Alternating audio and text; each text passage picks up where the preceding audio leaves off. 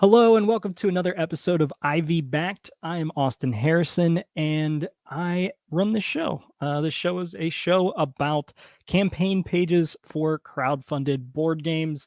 It is taking a look at them from a publisher's perspective, which I am a publisher. I work for IV Games. Well, really, it's IV Studio. And we've made Moonrakers and Veiled Fate and Mythic Mischief. We're going to be looking at some very experienced game designers today, way more experienced than I am. And so, as always, take my opinions as a grain of salt. But it won't be too negative today, considering I'm really, really excited about everything we're talking about. So, thanks so much for joining me and for checking out these pages with me. I am pumped I think I'm going to play one of these games this week. Normally, I don't have the chance to play before I look at the pages, and that's probably going to continue just because they launch so quickly on Tuesday, and I do the show that night. Like, there's not a lot of chance for me to play it during the day. But I do think I'm going to try to play Weather Machine on Thursday, maybe on an Ivy Banked episode. So that would be really fun. But yeah, so let's jump right in. If you haven't seen the show before, we're going to cover usually 3 different campaigns. We're going to be covering more than that today, but after the first 2, it'll be really, really quick because there are a lot of games live right now that are multi-game launches, and I found that to be really interesting. So I wanted to talk about the positives and the negatives of that, joke about some things that IV has thought about doing in the past. But yeah, it's going to be a good day. So, excuse me. All right. Let's jump right into. I'm on small Austin today. Hopefully that's all right. Let's jump right into Weather Machine. All righty. So on Weather Machine, it is a simpler page. It is already at $812,000. So simple's working for them, right? So I am not surprised by that number. If you've been around board games for a while, you've probably heard of Vital Lacerda. You've probably heard of Ian O'Toole. You've probably heard of David Turtsey. All of those names are here. You've probably also heard of Eagle Games. Pulled them up. So Eagle Games, obviously the publisher for this game, but also the publisher for On Mars, for Lisboa, for Struggle of Empires, and on Kanban, a lot of other games that you have definitely heard of, and no stranger from working with this team of Lacerda and O'Toole and using them together sometimes, separately other times. But for all of you out there that maybe are thinking about making a campaign in the future, they did not start where they are now, and in fact even failed a few campaigns. It looks like the Skyways campaign was canceled. I don't know if they failed any other times, but I mean, the success they have had since then is quite large. There's some really big games in this list. And some of our Discord members really, really love quite a few of these. So a very, very good pedigree to begin with. All right. So Weather Machine, you are leveraging research and lab experience to address the world's extreme weather conditions in this Euro strategy game. Lacerda is known for Euros. It doesn't surprise me at all. And I did want to point out that their names carry so much weight that it's not in the subheader. It is in the main header. The publisher knows what they have in this designer and this artist.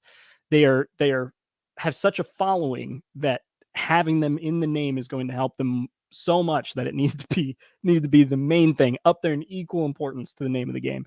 So if you're strolling on by while looking through Kickstarter, you will know, oh, that's a Lacerda and an O'Toole. All right, moving on. Cool.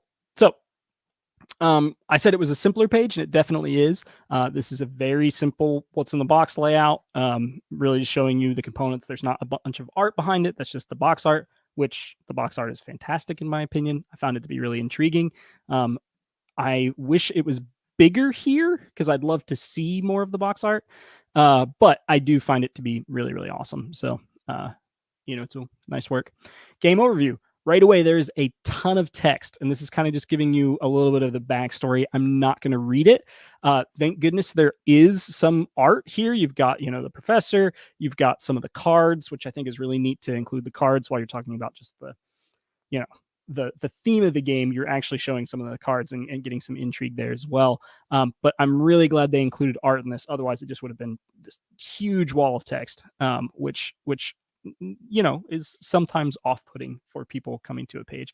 But I did read this earlier, and I did find the story to be interesting and fun and set the stage well. So you should come check this out. And then it gives you a picture of the weather machine itself, which is very interesting looking.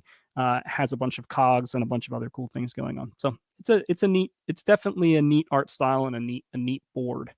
All right, so short page, very simple page. Like I said, there's not a lot of frills.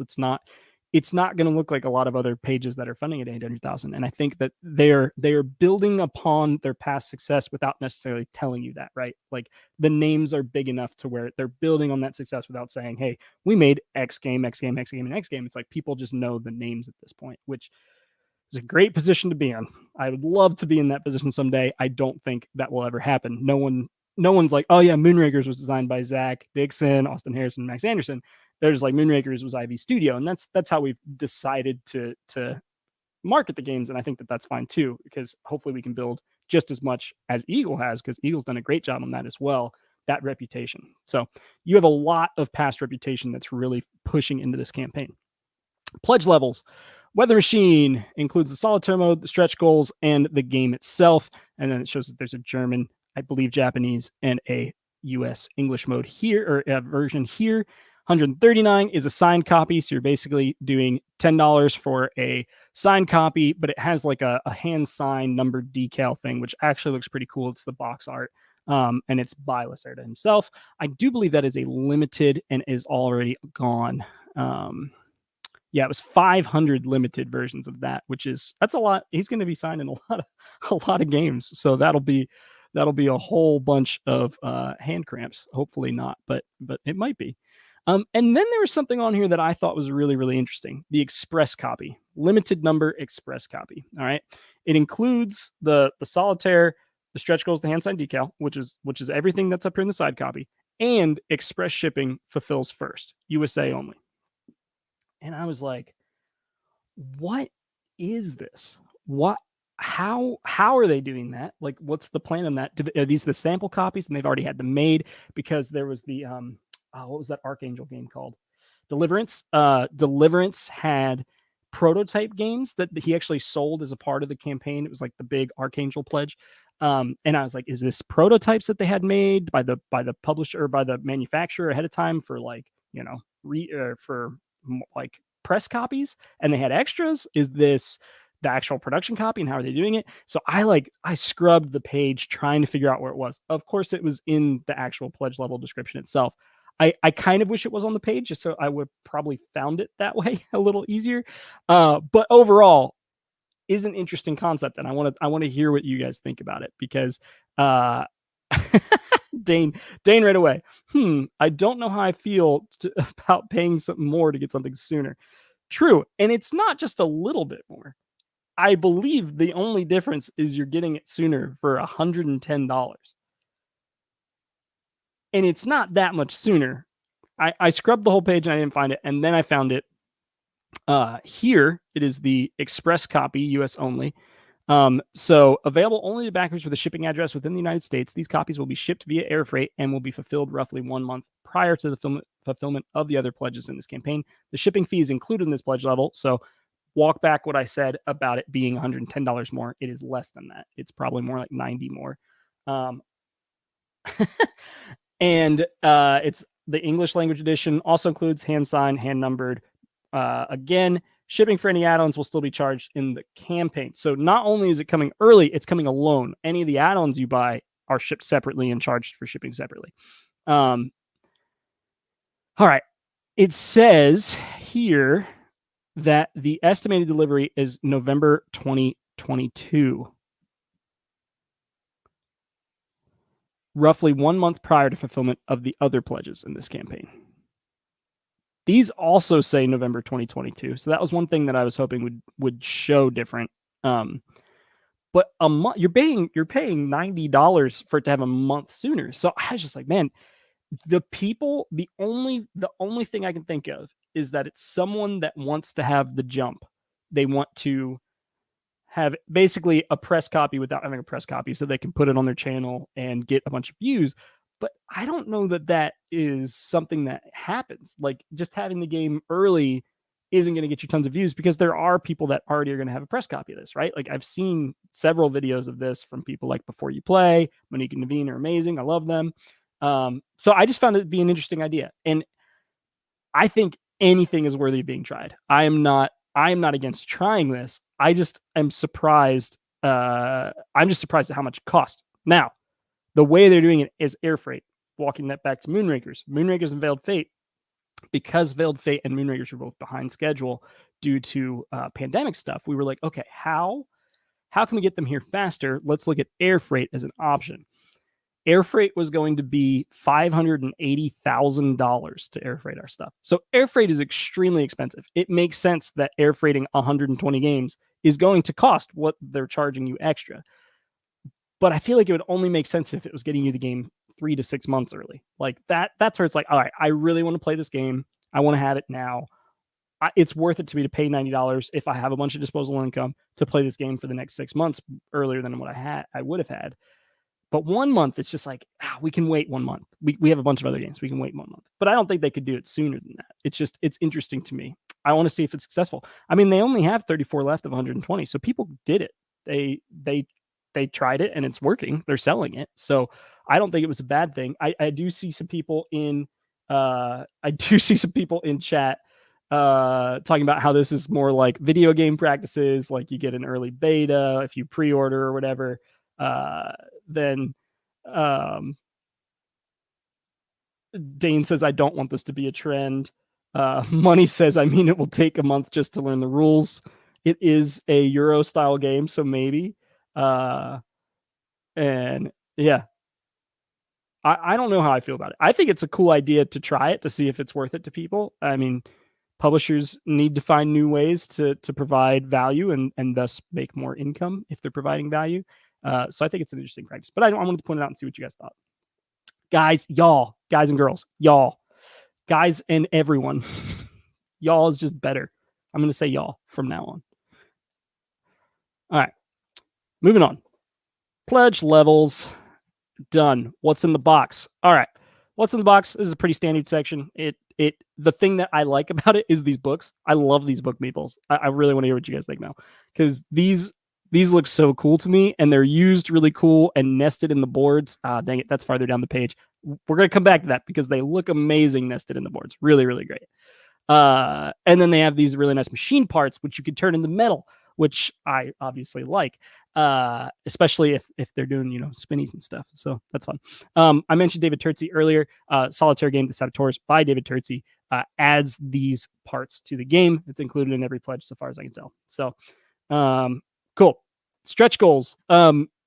Really big stretch goal section. So I like that as far as like they're showing you what you're actually getting, which is cool. There's not that many stretch goals. And I like that as a trend. It makes me feel like they might be a little bit more realistic, less smoke and mirrors. But yeah, I think it's interesting. The only thing I wish I could see is when these unlocked, because there's no, like, I don't know at what point this was. It 500,000, was it 50,000? And that might be intentional. Who knows? But it's gameplay unlocks for sure. And the one that's still locked is that this token becomes a metal token. How to play, click here to read a draft rulebook. And then you have a bunch of tutorials and playthroughs, and you can play it now on Tabletopia. Not my favorite, but I'll do it if I have to. Okay. Previews, Quackalope, Before You Play, how it plays. I don't know who this is. Slicker Drips. Lots of Slicker Drips. And Heavy Cardboard, all really, really great people. Yeah, they did a great job in getting external verification. Out of those, I think my Discord has sent me Before You Play the most, so I'll probably watch that one first and try to get a feel for the game before I try to play it, which I'm hoping to do this week.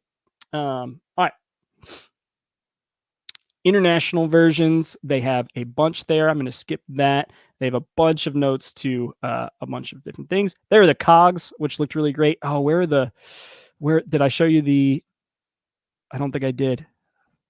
Where do the boards? show the library books. It must be further down. But I really, really liked how those looked on the board. Add-ons, machine parts go to metal, which look really good. This is a stretch goal. Upgrades the wooden Nobel Prize component in the weather machine. I'm not positive, and this is one of the questions I had. I'm not positive if this is a $5 add-on that you can just do, but if we hit the stretch goal, then it automatically happens. Or if this is an extra one. Yeah, I'm not positive. Or if we're unlocking this, I don't think it's locked right now. So it's one of the questions I have. You can do an additional copy. And then there's a bunch of different their other games, like their Kickstarter edition of On Mars, their Kanban, a bunch of different games. This is definitely one of the companies that they have leftover. They have leftover versions of their past games that they do a great job of reselling in their future campaigns. So Aaron says, I'm all about the metal machine parts. I am in full agreement there. They look really, really nice. Definitely a nice upgrade. Oh boy, I think I might have found the picture. No, there it is. Look how well those little books nest into these slotted boards. I really, really like that. I think they look wonderful. So I was very happy about that. Published papers in a player's laboratory as they work toward a breakthrough.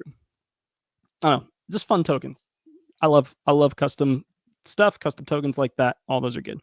A few nice things here. So just from a publisher's side of things, so they vet their retailers. Click here to sign up as an approved retailer. This is really important. You don't want a retailer saying, yeah, I'm going to sell, 100 copies in my store. I have 3 stores, across the United States, and we're going to split them up between those. And then they get the games and then they put them on Amazon and they compete with you directly there. That is not where you're intending it to be sold. You're intending it to be sold in their stores. And that's why it's an approved retailer situation. Unlike, some will just have a retailer pledge here. And this is how I prefer to see it, just because it's not fun for publishers when their Amazon store is being kind of directly competed with someone that they thought was selling their games in person. So I approve. I like this program here. So our pledge to backers, I thought this was really nice, and this is something that a lot of other campaigns just haven't done very well, and they're really, really clear about it here. You could read these 3 bullet points. Basically, what they're saying is they will do their absolute best to ensure that you, the backer, will be the first to receive it by, I think they say 90 days, so like 3 months. And that's when it will be released to the public. So if you go early, you'll have it 4 months before the rest of the public, but not here nor there. Cool. Yes, Dave, this is from the On Mars folks, and said you didn't know it was out there. But yeah, I was probably wouldn't have been turned on as much to it. I knew a lot about it because there were a lot of people in our Discord talking about it. Thanks, Jim. Yeah, so I'm looking forward to playing it. They have a great refund policy. You have 13 days after the end of the Kickstarter campaign to refund. After that, it's 80% of your pledge. You see between 80 and 90% usually, and this is just covering their credit card fee, transaction fees, their Kickstarter fees, things like that they can't get back. I think we're doing 90% right now, but 80%, they're not ripping you off. That's just what it costs to do business in this fashion. Like, that doesn't not surprise me at all. They say once games have shipped from China towards our fulfillment centers, refunds may no longer be available. This is because at some point you have to turn over your shipping plans to your distribution center. So if I'm working with QML is going to be like, cool, give us, what it currently is, so we can do our splits. Our splits are, okay, we're sending this many games to the EU, we're sending this many games to the United States.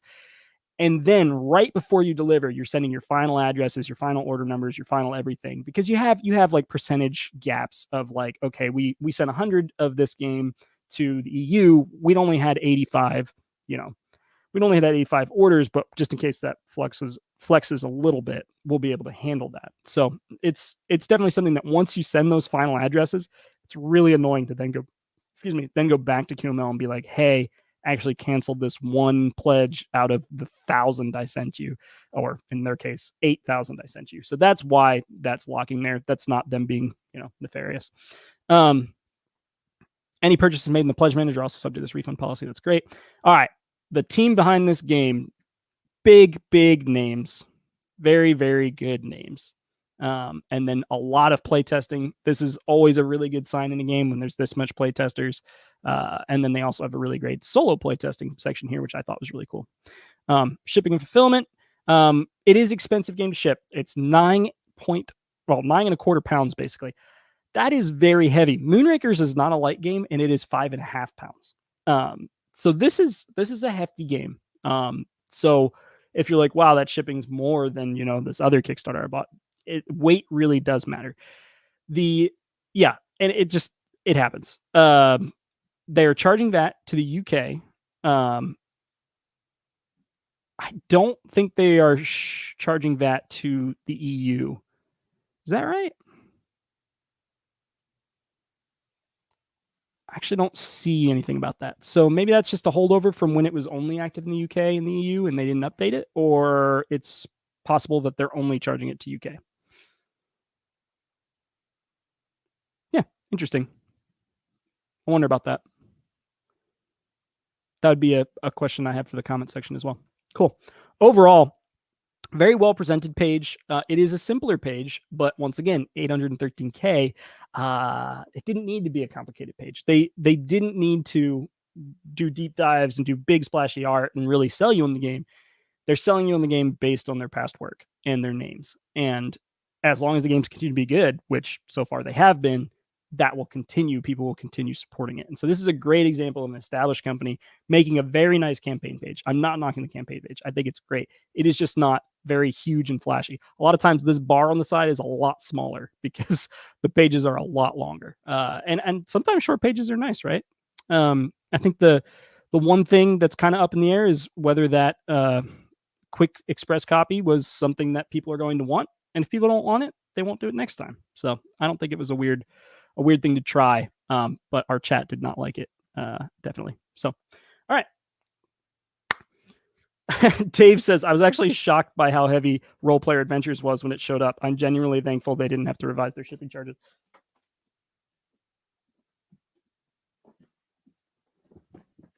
It's huge. It's so big. It's super heavy too. I got this, and what else did I get?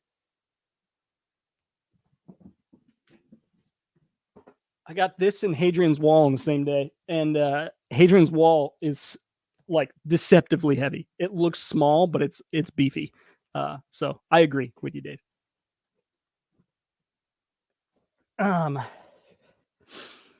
Sebastian says no VAT for the EU. Good to know. Money says, hey, you can pump irons with those. Hey, I'm on a diet and I'm supposed to be working out, so maybe I'll just sit up here and bench press that. That's perfect. I don't have to invest in anything now. That box is a weapon, Dane says. Yes, you could have that show up in a murder trial for sure. In fact, it's actually funny. Panda is always on our calls. We have lots of different ideas that we'll pitch them and just be like, hey, can you make this? Can we do this? And half the time Steven, our project manager, will be like, okay, yes, but we're going to have to talk about how we don't want that to be a murder weapon, because we're always like, hey, let's make this like really sleek, like spaceship thing. And he's like, okay, how sharp are those edges? So it's good that he keeps us, safe on those things. All right, cool.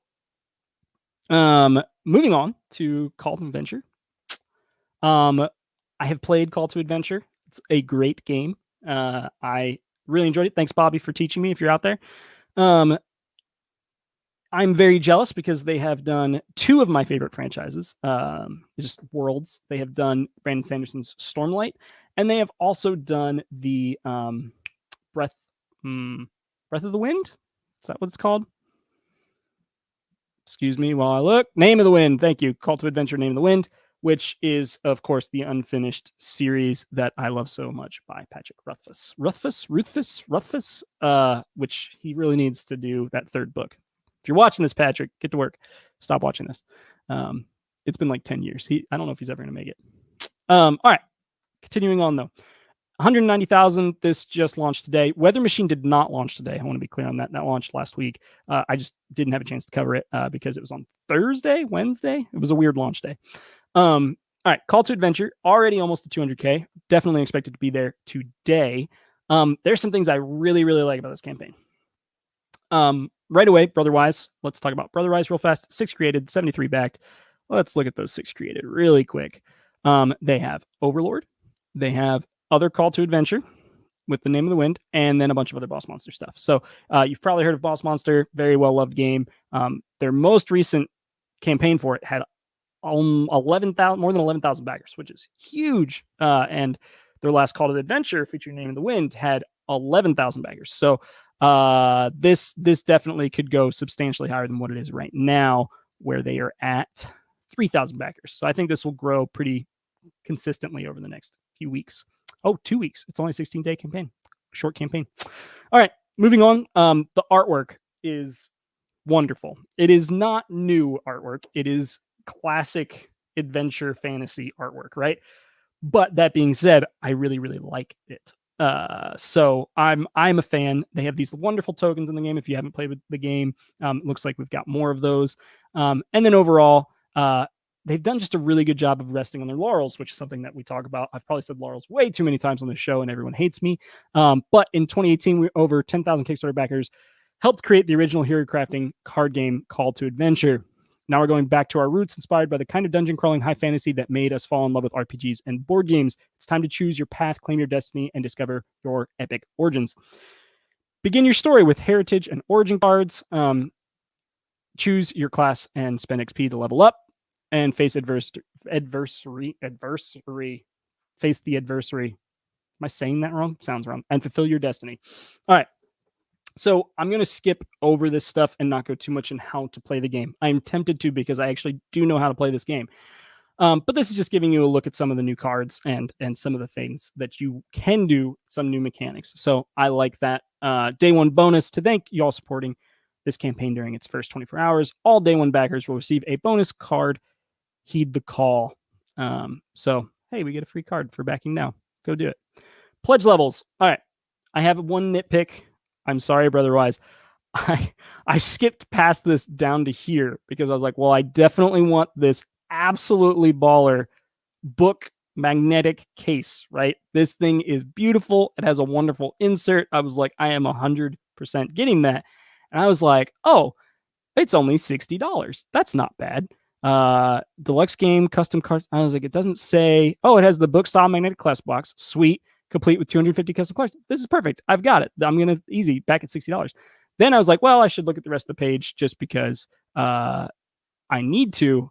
Then I found out that the insert is this, the foam insert by Folded Space. It's this 95.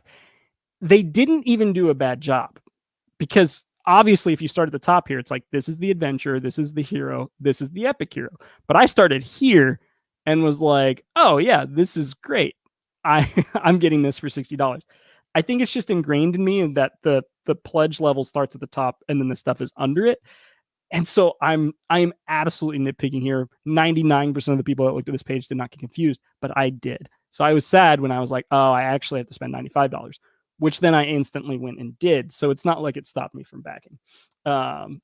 Thank you, Dane. Adversary. I don't know if I said it right yet. Dave says, I heart the original. Place of honor on my shelf for Call to Adventure. Definitely. Dane, this campaign looks great. Yes, it does. The base pledge has a great insert, but no plastic experience tokens like the original game. Dave says, although if this hobby has taught me anything, it's that unnecessary components are awesome and I should buy all of them. Yes. Okay, cool. Let's talk about the different pledge levels. $40 is an excellent entry place to be. That is a great price for what is really a card game. It does have tokens that are nice. It does have a board, so it's not just a card game. But overall, $40 is a great entry level. This box is worth it by itself, and then it also comes with sleeves. So if you want the box, which I saw the box and I was like, well, I'm definitely getting that. And then it has a nice playmat, right? Playmats are great. I love playmats. There are people on our team that don't love playmats as much. Sam. But I like this a lot, and I think that the box is wonderful. So I think they did their pledge levels very, very well here. This is a very nice progression from 40 to 60 to 60 or to 95. The 200 is quite the jump. It's a $105 jump. However, you are getting a whole expansion and the whole original game. Everything the Epic Hero Pledge level, plus the original game, the Name of the Wind expansion, Stormlight Archive Deluxe Edition, and 2 additional sets of card sleeves. So very, very big.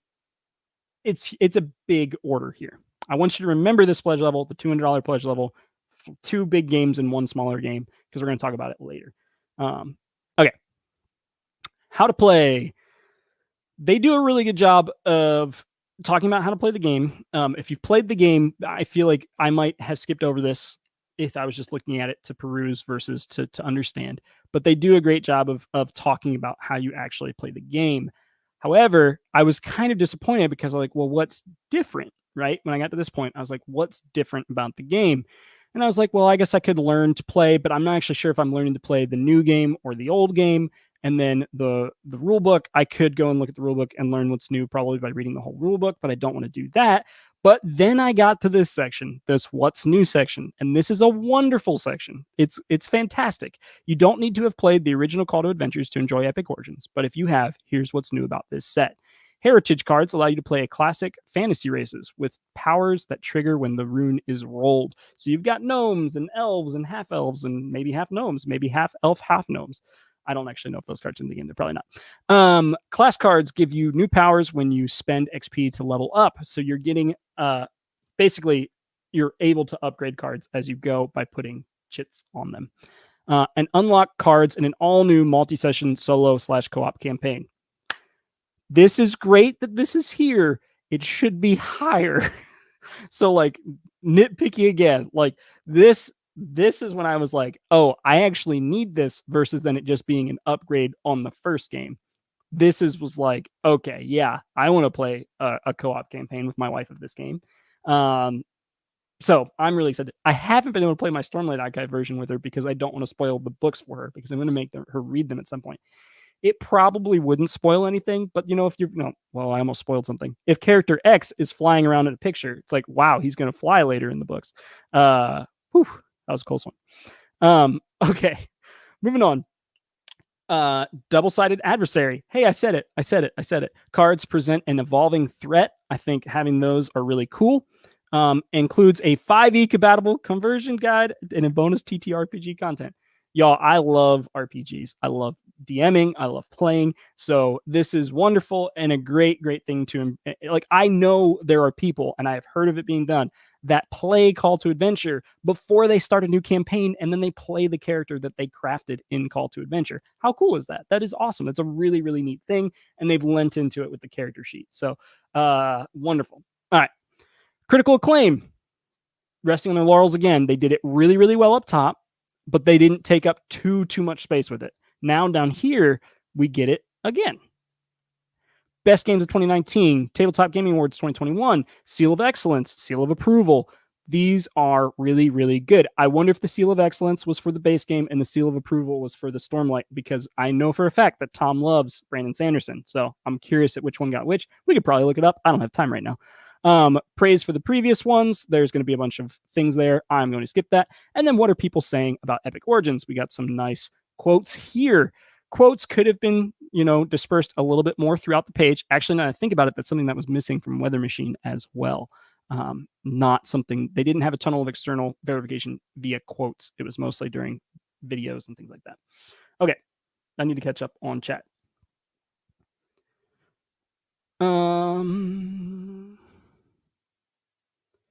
Aaron says, is the deluxe version worth? I wonder. If it's one of your favorite games, then probably. But that's any game. If it's not one of your favorite games of all time, don't deluxify it, right? Dave, me and you both. Steadily growing collection of neoprene mats. Nice. Dane says he thinks their base insert is good enough and they aren't showing that on this campaign. Only reason to get the deluxe is for the better box and the foam insert, which can be taken out. Yeah, having the boxes that you can take out and put on the table as organizers is very nice. But Dane's saying base pledge is a solid choice, and I think it is too. At $40, it's a wonderful entry point into the game if you have not played before. All right. Gavin says, I have a hard time imagining you not getting the chosen one. Yeah, I don't know if that was directed at me, but I didn't get the chosen one because I already have some of that stuff. All right. Cool. Dave, I like how they build the game as the ultimate Session 0. Yep. Talked about that. If you don't know what a Session 0 is, it's an RPG thing where you kind of establish your characters and stuff like that. Cool. Off topic, before I've got to ask at the end, how are things going with Mythic Mischief? Any updates to share? Remind me, Sebastian, and I will hit on that right away after this. Add-ons, the premium insert. This will be available in the backer kit. It doesn't say how much they cost. Oh, is that it right there? Yep. Folded space. All right, so the folded space insert is worth $25 there. Let's do some math, people. So going from the hero to the epic hero, you are getting 25 is 85. So where's the other $10? It's the neoprene mat. All right. The neoprene mat is $20. You were saving $10 by lumping those together. Look at that. Good job, Brotherwise Games, for making the math make sense. Shipping costs will be charged when you complete the backer kit pledge manager. After the close of the campaign, Brotherwise Games will use local shipping fulfillment to keep shipping cost effective and VAT friendly. We will subsidize a portion of shipping costs. See below for your estimated cost per pledge level. These prices are subject to change due to global shipping costs, but we've done our best to provide accurate estimates for summer 2022. No VAT charged at checkout. No VAT charged in delivery. We are covering it. That is huge. It's huge. Huge for you people in the EU and the UK. Now, the price of the pledge levels shipping is low for the base game. If you were just in the base game, is okay for the epic hero, and then is, in my opinion, very high for the chosen one. Why is that? Okay, there's a few reasons. Why do I think it's high? But I'm going to retract that and say it's not actually high because I'm going to do some math and talk to you about it. So, hi, Mark. Good to see you, Mark Street. I wanted you to remember this pledge level, this $200 chosen one pledge level. All of that likely can fit in one box. Okay. So when we're adding extra versions of a game, so let's say we're shipping Moonrakers and someone says, okay, I actually want 2 Moonrakers. Let's say I think it was originally $14 shipping. I think everything's moved $15, $16 now.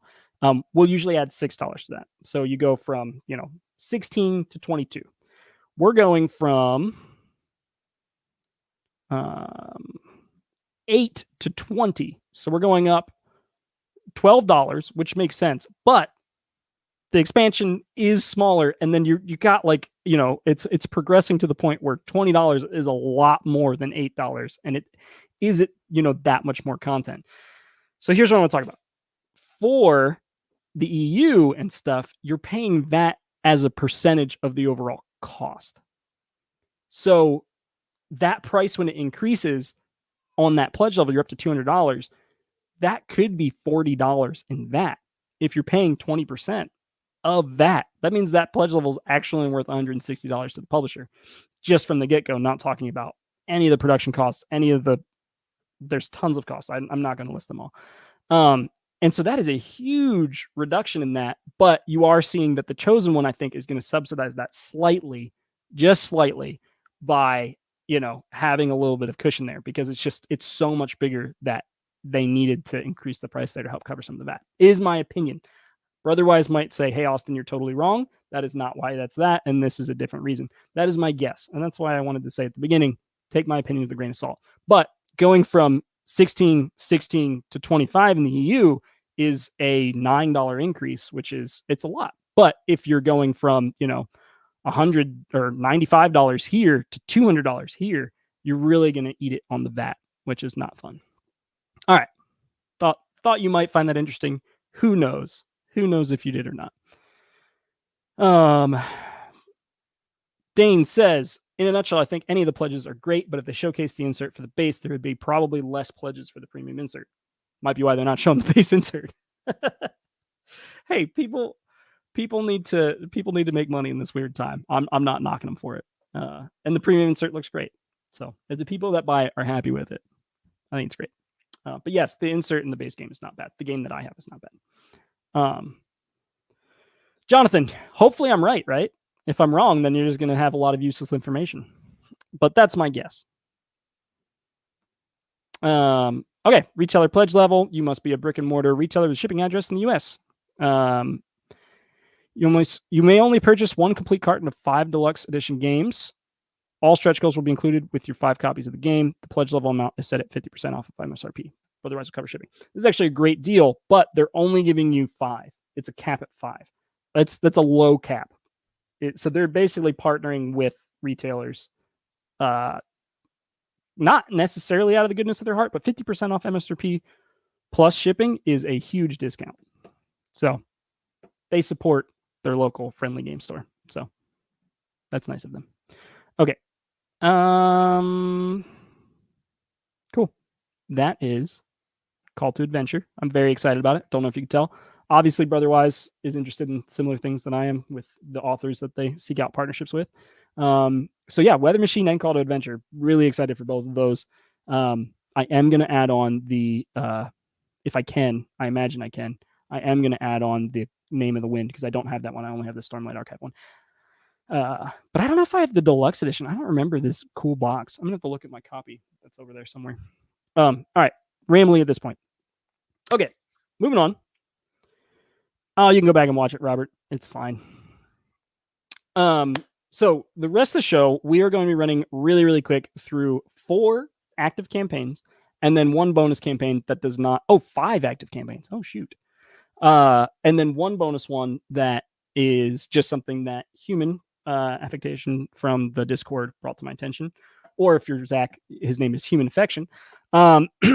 So I was really surprised by the number because I was like, I have seen several of these lately. How many games are pitching multiple games in one campaign? And it's funny, me and Zach and Max were talking about that literally before this game or before this show. We have 2 game projects that we're working on. One is completely unannounced and no one knows what it is, and the other one is Starfall. And they're very, very different games.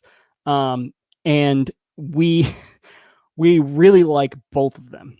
And Starfall has always been the assumed what's launching in 2023.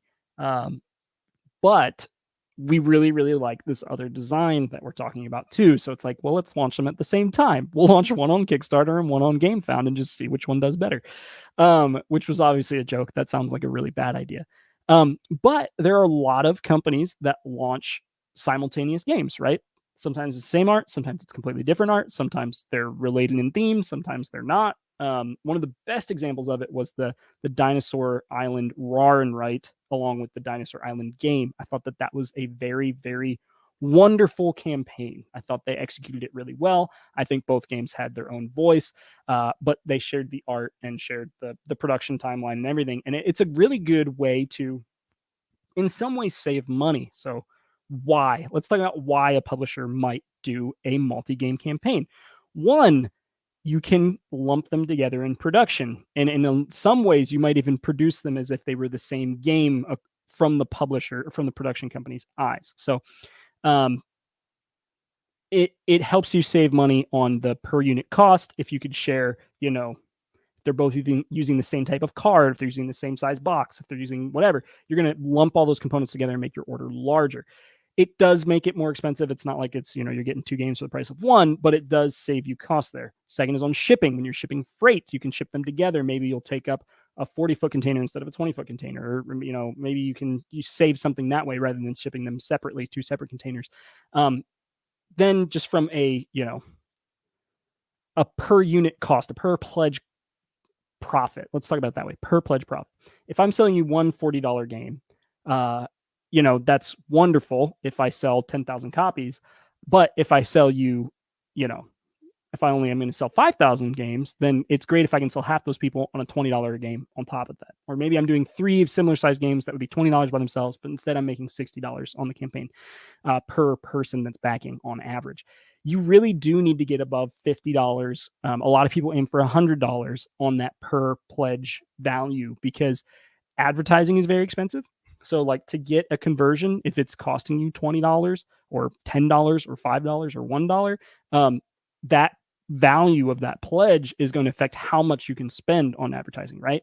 If I know that I'm spending $10 per backer and the, pledge level is $40 and it's costing me, $10 to make, $5 to ship, and it costs me $5 for art and, $5 for the pledge manager and Kickstarter. Well, then I'm out of money. I haven't made any money.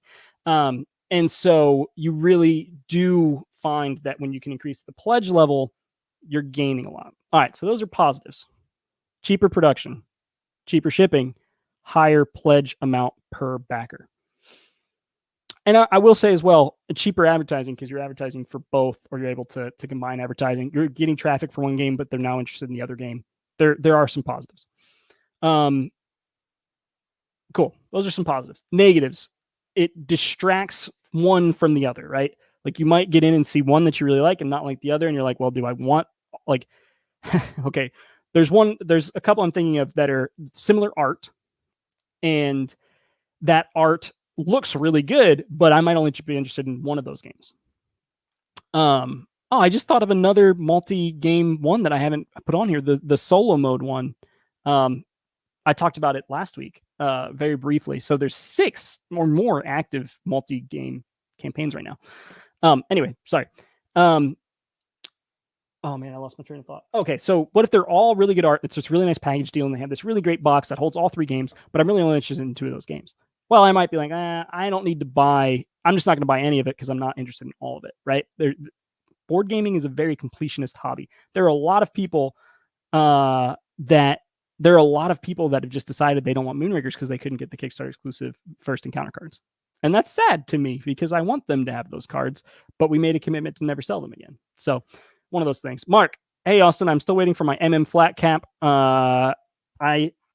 Can I just flat this? I know what you want, though, the hats that you wear. So I might have to have it custom monogrammed for you. We'll see. We'll talk about that later. But yeah, I'll get back to you. All right. So those are reasons. I talked about reasons why, reasons not to. Distracting, maybe people not wanting to get all of it, and so they don't get any of it, the completionist people.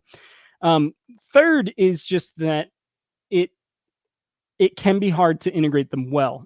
And if you're trying to, convince people when they get to your page and they're getting distracted between the 2 things, I think it will reduce your conversion overall, just because it's not as clean of a, this is why you should get this, and this is the different levels you can get it at. You're suddenly having to do double the learning to get through the page. Does that make sense? All right. With all of that in mind, I want to look through a few of these right now and just really briefly talk about things that I thought they did well. Okay. Cool. 3 new Valeria universe games: a roll and write, a trick-taking game, and a solo player tower defense game, all in Valeria universe. Something for everyone. All right away. The artwork unifying these is great. I think it works really well. It's an established universe, I think. Someone back me up on that. Sorry, I should know that. Once again, these are going to be quick. I have not studied these as much as I studied Weather Machine or Call to Adventure. Trick-taking, roll and write. I love both of those. Tower defense, I'm a little cool on. Tower defense solo mode, I'm even more cool on. So for me, this is one that I am interested, but I'm not sure about the whole one right away. So any 2 games, 55, any 1 game, 30, any 3 games, 75, for each extra game, 25. This is a great way to counteract what I was talking about. They are giving a discount based on the number of games you buy. So I can happily buy these 2 games. Wait, which one's the tower defense one? Oh, those are in different order. I wish they were in the same order. But I don't want this Siege of Valeria one. I want these 2. Okay? So I think that they have counteracted well my completionist feelings, especially because there's not a box that holds all of these, right? Not that I see. Let's make sure. There's not like a big box that holds all 3. No. All right. So this is an execution of art that I like. I didn't want one of these games. They've given me a reason to back for 2 of them instead of having to back all 3 to get the discount. Does that make sense? So I think this is a good example of doing it. Overall, pretty simple page. They do a good job of going through the different games and why they're different. You definitely have some tabletop simulator art here, and that's fine. It is not the largest budget campaign, obviously, and that's normal. Like this is very normal stuff. It doesn't surprise me. But I like this card art a lot. I think they did a good job with it. That's funny. It's the one I'm not interested in. Ooh, this is nice though. You all seeing this? That's fun. Cool. $25,000 goal. They're at $30,000. They've funded. It is very hard to fund at $25,000 lately. Like 30, that 35, 25 range. I've seen a lot of campaigns fail. They're doing good things. they counteracted that feeling that I talked about before we looked at this project. So overall, I'm really, really happy with this one. And we're going to back for Thrones of Valeria and Dice Kingdoms, but not Siege of Valeria. Wasn't interested in that one. Assuming that's the tower defense one. I think it is. Okay. Nano Games. All right. So you've got Railways, City Planner, and Empire. All right. This is a situation where I am interested in all three of them. I think that these are close enough in theme to where it's kind of like that tycoon type feel of where like I grew up playing Railroad Tycoon and loved it. I grew up playing Sim City and I loved it. And then Empire, I don't know as much about just by looking at it, but I'm curious about it because Empire is a fun word. All right. 3 Nano Games for 1 to 2 players that last 15 to 20 minutes, 9 cards, 9 dice, 9 cubes. Tough games to master. Really, really love that they are pitching this from the beginning. They're not trying to hide that it's a small game. They're leaning into it. So I think that's a great approach. All 3 Nano Games can be combined to play a new entire 2-player game called Empire Planners. All right. Remember I was talking about, well, what if I don't want one of these? Why would I get all 3? What's the benefit in getting all 3 of these? Well, now there's a brand new game I get to play. So I really, really like this approach. I think it's really, really unique. I haven't seen a game that combines the 3 games they're selling into one game. So overall, really, really neat. Man, this had to be really hard to develop. Okay, I'm going to go ahead. 1 Nano game is €18. 2 Nano Games is 36, but you can get all 3 for 45, which is a good deal. I do want to know, do they fit in one box? How is it shipped?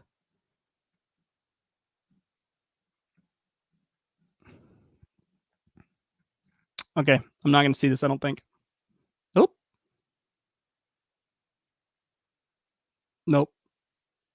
Looks like unique boxes, though. So, okay, overall, they took something that could be a negative of I don't want one of them and turn it into a great positive, and they give you a great discount for getting all 3.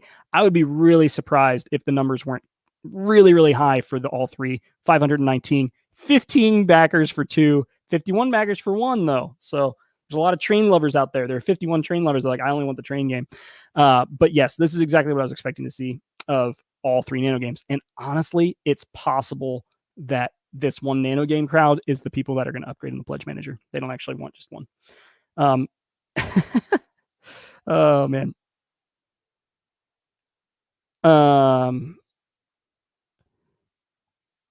Dane's saying he could be playing an MMO right now and we wouldn't even know it. Oh, no. Crap. Y'all, I'm so sorry. Oh, I feel really dumb. I should have looked at this so much earlier. Now I have to show you. Ivy back to just Austin's face. Dang it! Who didn't call me? Mark, you should have called me.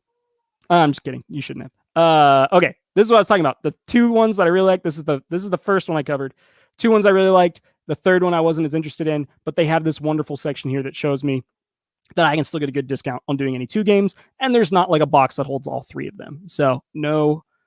And then this art. I really like this art right here. I thought this was cool. All right. I finally saw it. All right. Nano Games. Man, I was feeling really good about that content until right then. Nano Games, 3 different games, but combined, you can play a bigger game with all 3 of them, which I really like. And this is the one I was most recently talking about. Pretty cool. They had 50 backers at 1 Nano Game, 15 backers at 2 Nano Games, and 519 backers at all 3. So they're doing a great job at converting all of those into the big one. Dane said it was good. It's good content. I was cracking up. Oh my gosh, my face. Okay. Snack Box Minigame Series Collection 1. The first 4 games in the Snack Box Minigame Series: Deadly Jellyfish, Skateboarding, Tasty Tacos, and a Space Race. This is almost funded. It's about $4 grand short. And overall, I think they look really fun. The art styles are fun. The names are fun. But I am curious, okay, what are the different games? How far do I have to get through to find out what the different ones are? Fun, fast, competitive with differing levels of strategy and luck for 2, 3, or 4 players 8 years old and up. Okay, so when do we get to see what the different ones do?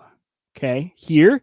Well, this is fun. Look at this strategy decision. It kind of shows you the different things that are in it. A swimmingly fun game of tile laying and tile playing. Okay, cool. Ooh, what about free stuff? Sure, why not? Well-designed page, too. Skate park. All right, this one has a lot of push your luck, unlike the other one. More free stuff. Chimichangas and tacos. No push your luck. Very easy to learn. This is a really well laid out page. At least I think so. Family friendly. Very, very high. No push your luck, but a lot of luck. Slingshot. This is definitely something I'd like to play with my son when he's a little older. He's not quite there yet. Flip top box. Nice. All right. Very, very nice sections for each of those, but I just cruised through those, right? Like I very briefly looked at them while I was scrolling.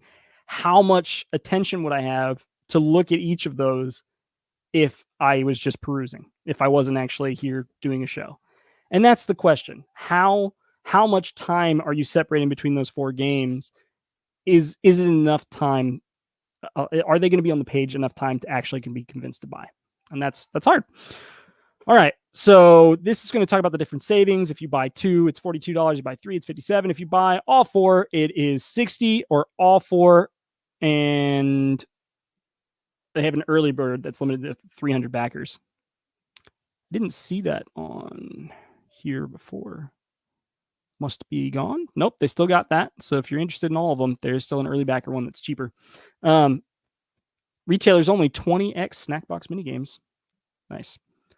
So this is one that they've done a good job in giving you deals on just a few of them. There is no master box that's going to hold everything. But I think the things that scared me here is just it's a lot of information and you're kind of pulled 4 different directions. But I thought the page was really laid out and they explained it really well. So I think this is well done. And I hope it does well for them. Now, we talked about the positives. We talked about the positives of manufacturing more games at the same time. The negatives of manufacturing more games at the same time is your print runs are very, very small. So how many backers do we have right now? 238 backers, but you have 238 backers and 4 different production lines. So it is rough to do that. And it is hard to do that. It's a lot of different art. It's a lot of different, templates and a lot of different things to manage, but put all that to one manufacturer. They have 4 different assemblies they have to do. They have 4 different production lines. They have 4 different components, 4 different art files, sets of art files that they have to use. So it can be dangerous if you don't hit certain thresholds of minimum order quantities. MOQs, if you don't know what an MOQ is, minimum order quantity, where it can be way more costly to be producing 4 games instead of 1. But yeah. But I wish them all the best. The page is wonderful. It's a very, very nice 2 created. Let's see what else they created. Melbourne, Australia. Oh, a disc golf card game. I like disc golf. Cool. Well, yeah, wish them all the best. All right. This is one that I think Jim brought to my attention. Jonathan, I wasn't necessarily a fan of the art before when it was just Austin on the screen. Yeah, me and you both. All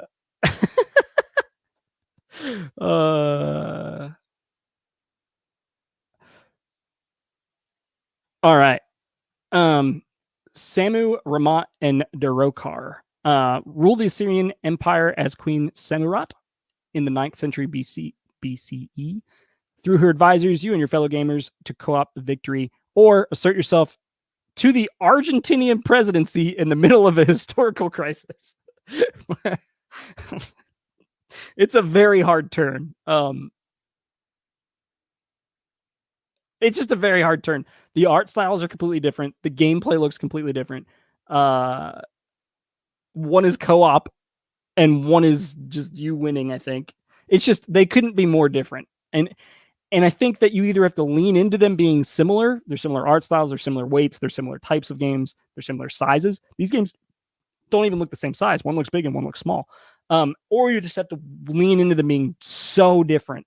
They're just totally different. It's just, we're really here just to sell you two games at the same time that have no connection to each other.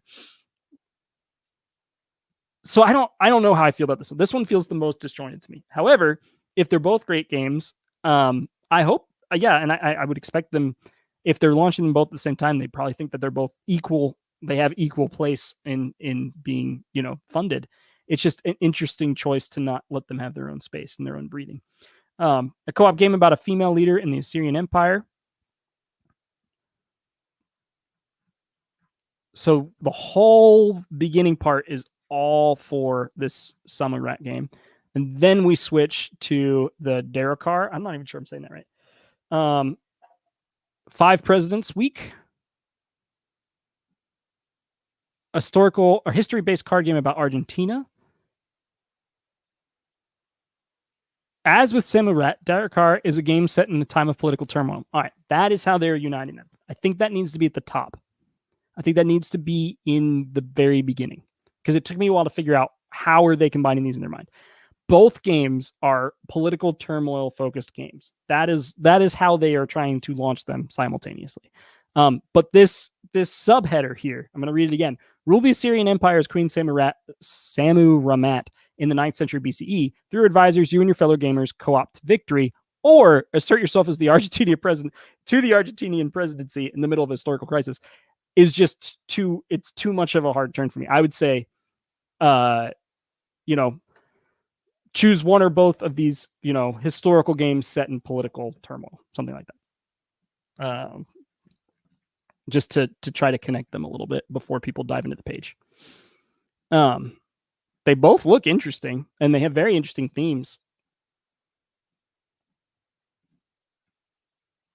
Got heavy cardboard here, talking to the designer of Derrocar. All right, let's look at them together. Is $74. Separately is $78, I want to say. Yeah, $78. So you get a little bit of a discount to getting them together, which is nice. And it looks like there's more support overall for Sammu-Ramat. Hopefully I'm saying that right. Yeah. One game, both games. That's about the difference in shipping that I expect. So overall, yeah, I think both of these look great, and yeah, I'm trying to think of how to phrase this. I think they're too different without some changes to the page, but I'm interested in both games, so it's a hard place for me to be. I think which is funny, I like both games enough to where I think I'm interested in both to back both. So that goes back to the rules that I said at the beginning. If I'm not interested in all of them, then I probably won't get the whole thing, right? Unless there's some incentive for getting just a couple of them. In this case, you can get one or the other, or both together and get a small discount. And you also get a shipping discount, obviously, rather than shipping them separately. So there are some discounts involved in doing them together. And I think I am interested in both games enough to get both games. But from an approach to it, I think they're disjointed enough to where it is possibly hurting them more than it's helping them. All right, moving on. Beyond the Blue Nebula is not a multi game.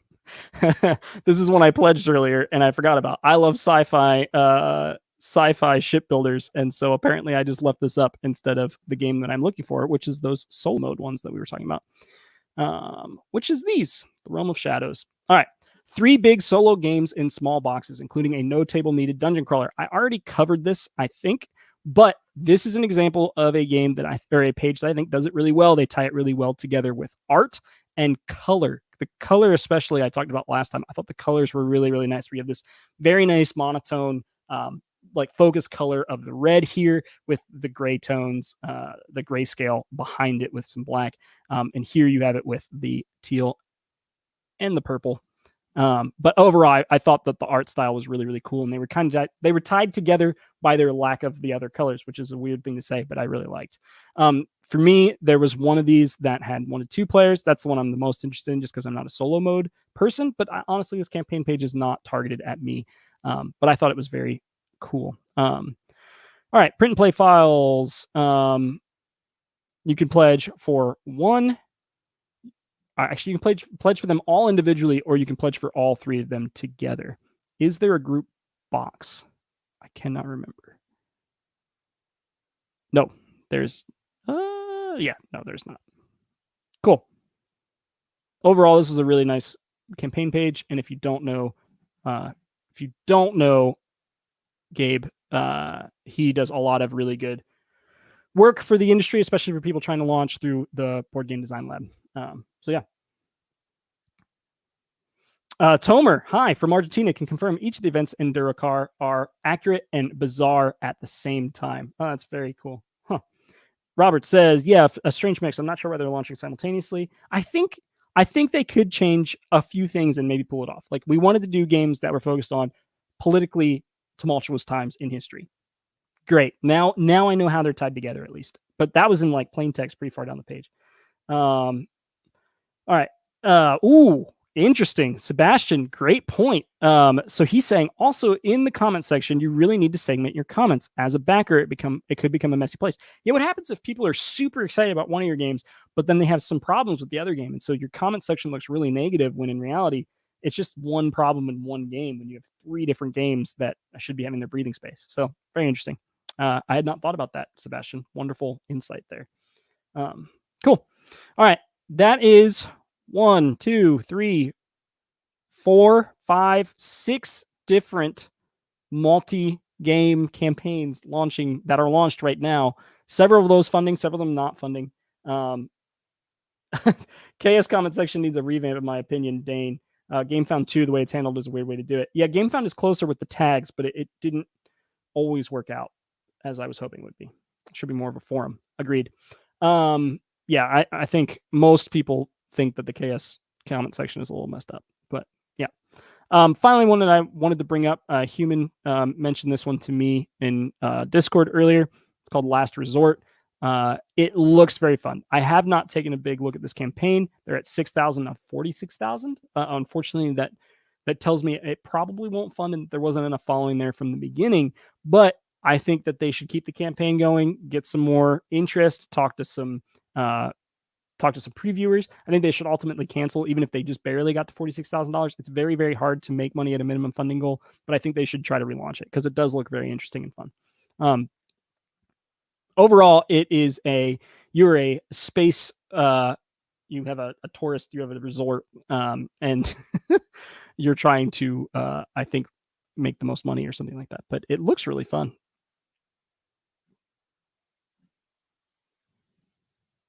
Yep. So if you want to check that out on your own time, I highly recommend it. But I am not going to have time to cover it because we're at 107. Dang it. I thought I was going to end on time today. I did not. Space Hotel game. Yep, Sebastian, that's what it looks like. Tomer. KS needs a revamp. Full stop. No comment. Mark says, I'm so excited about Last Resort. Mark, did you cover this? Man, if I missed that, I'm going to be sad. It's not on here yet if you did.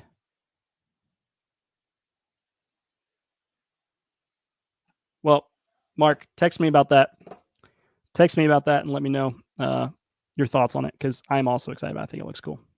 All right, y'all. Thank you so much for watching. Hopefully you enjoyed watching my face as I looked at several campaigns. Thank you for letting me know that I completely missed 2 whole pages while I was just talking at the camera. But really, really fun projects. It makes my job super easy when campaigns like Weather Machine and Call to Adventure are launching because I just loved so many things about the pages. But I also had some, I think, interesting insights into some of the stuff. Hopefully interesting. I mean, you're watching, so hopefully you agree. But it was a very fun page to look at in both cases. And they fully deserve to be funding where they're at in both cases. Very, very rarely do I see a page where I'm like, why is that funding at that level? Most of the time, I'm like, why is that not higher? And it's sometimes you just hit a magic a run where you just have a day where you're like, we did a lot of money today, and we were only expecting to do half that money. And yeah, that's how it was on Veiled Fate. We were really blown away by that first day. So, all right, y'all. Thanks for watching. Someone asked, I think it was Sebastian, asked me for a Mythic Mischief update. I think we are in production for some things. The tray, the minis were adjusted at Panda to make them a little bit easier to print. And then there was them fitting in the tray issue, but nothing that isn't scheduled for. When you're scheduling the project, there's a lot of something's going to go wrong. So we're on schedule and everything's looking good. It's like the order numbers are put in and they're ordering, the materials and all of that, making the molds, things like that. So I'm really excited about it. It's definitely a project that I cannot wait to have in my hands and everyone else's hands. It's gonna be weird. It's gonna deliver pretty close to Veiled Fate probably, which is kind of ridiculous and just 2021 2020 story for you, but that's how it goes sometimes. All right, thanks everyone for watching, and yeah, let me know if you have any questions. Hit me up in the comments. Let me know what you thought of today's episode, and we'll chat soon. Talk to you later. Oh, Dave, where my hematite dice are? They are on a boat almost to the United States. However, if you backed it with Veiled Fate, if you added it with Veiled Fate, there's a different boat with a different container with different hematite dice. Oh, actually, no, hematite dice are already in the United States. So it is going to be shipped with Veiled Fate if you bought it with Veiled Fate. If you bought it on the website, it'll ship very, very soon. But yeah, awesome. Thanks, everyone. See ya.